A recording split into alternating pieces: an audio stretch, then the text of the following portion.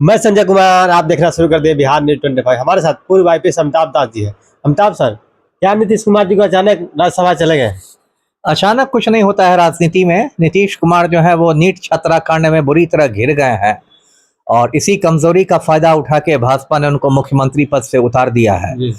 देखिए, नीट छात्राकांड के बारे में सारे दर्शक जानते होंगे और इस कांड में मुख्य संदिग्ध नीतीश कुमार का जो बेटा है निशांत कुमार वो है।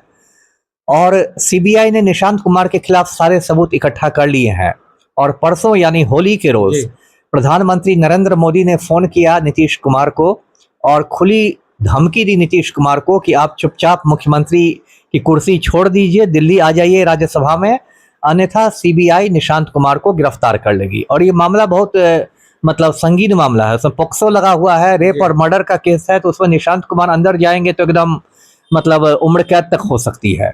तो उसके बाद नीतीश कुमार की सिट्टी पिट्टी गुम हो गई। फिर रात भर देखिए सीएम हाउस में बैठकबाजी हुई है। नीतीश कुमार थे, निशांत कुमार थे, विजय चौधरी जैसे लोग थे, भूजा पार्टी वाले। और सुबह तय हुआ है कि नीतीश कुमार के पास कोई अब रास्ता नहीं है भागने का।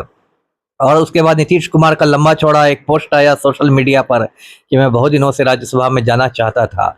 और उसके बाद दिल्ली से तड़ीपार गृह मंत्री पहुंच गए अमित शाह। एक तरह से उन्होंने नीतीश कुमार को बंधक बना लिया, अपने साथ गाड़ी में ले गए और कनपटी पर कट्टा सटाकर है ना नीतीश कुमार को राज्यसभा का नामांकन भरवाया गया है। तो एक बहुत अपमानजनक विदाई आप कह सकते हैं नीतीश कुमार की हुई है। जी, तेजस्वी यादव जी कहना है कि जनादेश का अपमान कर रही है भाजपा।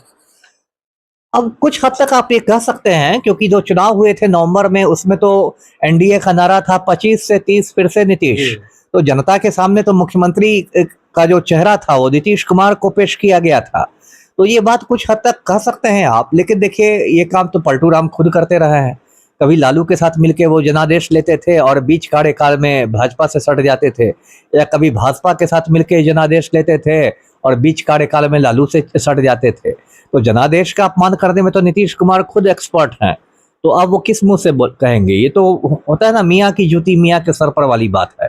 अब तक पलटू राम ने दूसरों की पीठ पर खंजर भोंका था, अब उनकी पीठ पर खंजर भोंक दिया गया। अब लीजिए जी। ये क्या हुआ कि अचानक नीतीश कुमार जी हटना पड़ा क्या? वही मैंने कहा ना, राजनीति में कुछ अचानक नहीं होता है। ये नीट छात्राकांड से पूरा मामला अभी तक नीतीश कुमार जी दबाव में नहीं काम करते थे। ये तो बहुत बड़ा दबाव है ना। ये आप खुद नीतीश कुमार की जगह रख के सोचिए, ये तो बहुत बड़ा दबाव है कि आपका बेटा रेप और मर्डर के अंदर चला जाएगा और जेल में सड़ जाएगा। तब तो नीतीश कुमार को लगा होगा ना कि भाई ये तो मैं तो 20 साल तक रह गया, अब तो मेरा ऐसे भी रिटायरमेंट का समय आ रहा है। ऐसे भी नीतीश कुमार तो शारीरिक और मानसिक दृष्टि से भी बहुत कमजोर हो गए, अब तो होशो हवास में रहते नहीं है। आप देख ही रहे हैं उनकी जो उनके काम कितने अटपटे हो रहे हैं। कभी 2 मंत्रियों का सर टकरा देते हैं, कभी किसी आईएएस के सर पर उठा के गमला रख देते हैं, कभी किसी का पैर पकड़ लेते हैं, कभी राबड़ी देवी को है लड़की बोलते हैं, कभी राष्ट्रगान के समय उछलने लगते हैं। ऐसे भी तो तेजी से उनका होशो-हवास खत्म हो रहा है। तो उन्होंने सोचा कि भाई इसके पहले कम से कम राज्यसभा जाए, निशांत कुमार तो बचा रहेगा। जी, चर्चा चल रहा है कि निशांत जी बिहार के डिप्टी सीएम बनने वाले हैं, चर्चा चल रहा है। अब चर्चा अब हो भी सकता है, हो सकता है नीतीश कुमार को जो जख्म दिया है भाजपा ने तो कुछ मलहम भी उसमें लगा दे, सांत्वना पुरस्कार, है ना, क्योंकि अब मुख्यमंत्री तो भाजपा का बनेगा ये तय है। तो निशांत कुमार को सांत्वना पुरस्कार के रूप में उप मुख्यमंत्री की कुर्सी मिल सकती है। कुर्मी वोट बैंक को भी साधना है, 3 साल बाद फिर लोकसभा चुनाव है, तो इन सबको ध्यान में रखा जाएगा। लेकिन यदि निशांत कुमार आते हैं राजनीति में तो फिर एक बार पलटू राम की पोल खुल जाएगी ना, कि हमेशा नीतीश कुमार खुलेआम परिवारवाद के खिलाफ बोलते रहे हैं। तेजस्वी पर हमलावर रहते हैं परिवारवाद को लेके, राहुल गांधी पर हमलावर रहते हैं परिवारवाद को लेके, और फिर नीतीश कुमार के अपने ही बेटे राजनीति में आ जाएंगे तो फिर वो क्या बोलेंगे? तो फिर उनकी पोल खुल जाएगी। जी, चर्चा चल रहा है कि नित्यानंद दिलीप जायसवाल सीएम के रेस में आगे चल रहे हैं।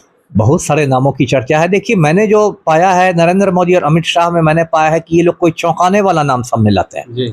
जैसे अभी राज्यसभा चुनाव जो बिहार में हो रहे हैं उसमें पवन सिंह के नाम की पूरी चर्चा थी कि पावर स्टार जाएंगे राज्यसभा, पवन सिंह जाएंगे, और अंत में नाम आ गया किसका? शिवेश कुमार का, जिसका नाम किसी ने सुना भी नहीं था, है ना। तो ये इन लोग की एक अदा है नरेंद्र मोदी और अमित शाह की।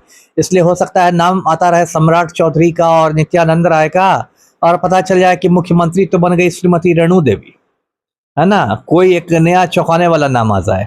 तो अभी देखिए क्या होता है, 2-4 दिन में स्थिति क्लियर होगी। हमारे साथ थे पूर्व आईपीएस अमिताभ दास जी को सुन रहे थे। आप अपना कमेंट कीजिए, वीडियो कैसा लगा और वीडियो को लाइक और सब्सक्राइब करना। धन्यवाद।